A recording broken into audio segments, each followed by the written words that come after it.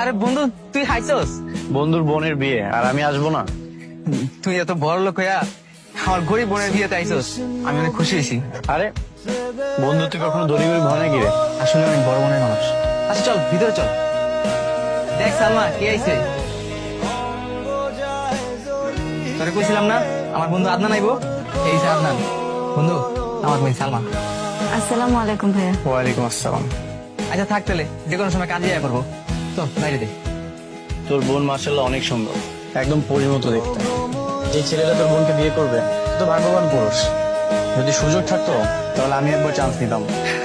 কি যে কস না, দোয়া কর সব যাতে ঠিকঠাক হয়ে যায়। কথা ছিল মোটরসাইকেল দিবে, বিয়ের আগেই আমি মোটরসাইকেল চাই, নাইলে এই বিয়ে হইব না। বিশ্বাস করেন ভাইজান, আমি লোন উঠে গেছি, এক সপ্তাহের মধ্যে লোনটা হয়ে গেলে আপনার মোটরসাইকেল আমি কিনা দেবো।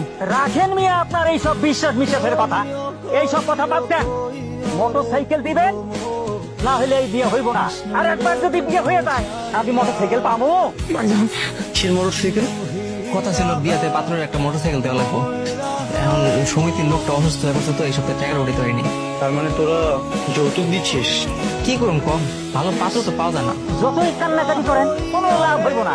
মোটরসাইকেল দিবেন, নাহলে টাকা দিবেন, তাহলে কিন্তু আমার ছেলে আমি ফেরত দিয়ে যাবো। এইরকম ফকিন্নি ঘরে আমি ছেলে বিয়ে দিব না। কিন্তু তো আপনি এই যুগে নিজের ছেলেকে বিয়ে করানোর জন্য ভিক্ষুকের মতো ভিক্ষা চাইছেন? আমি ভিক্ষুক? হ্যাঁ আমি ভিক্ষুক। না, আপনি ভিক্ষুক না, তাহলে তো তাদেরকে অপমান করা হবে। আপনার কি লজ্জা করেন? আপনি কি যৌতুক চাইছেন? একটা মানুষ তার আদরের মেয়েটাকে আপনাদের হাতে তুলে দিচ্ছেন, আর আপনারা কিনা টাকা চাইছেন? আদনান চুপ কর। ভাইজান কিছু মনে করেন না, ও তো ছোট মানুষ, তাই এই কথা বলে ফেলছে। আগে চুপ করেন। এরকম ফ্যামিলিতে আপনার মেয়েকে যদি বিয়ে দেন, ওর ভবিষ্যৎটা শুধু শুধু নষ্ট হবে। ওদেরকে এখান থেকে বের করে দিন, আপনার মেয়ের জন্য খুব ভালো পাত্র পাবেন।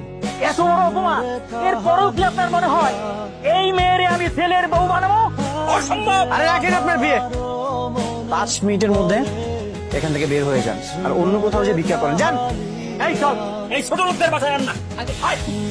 এটা কি হইলো? এটা তুই কি করলি আদনান? তুই জানোস কত কষ্ট করে এই পাত্র ঠিক করছিলাম, আর তুই বিয়েটা ভাঙিয়ে দিলি। তুই আমাকে কত বড় ক্ষতি কেন করলি? আমি কোনো ক্ষতি করিনি, তোর বোনের বিয়ের জন্য অনেক ভালো পাত্র পাবে। পাত্র?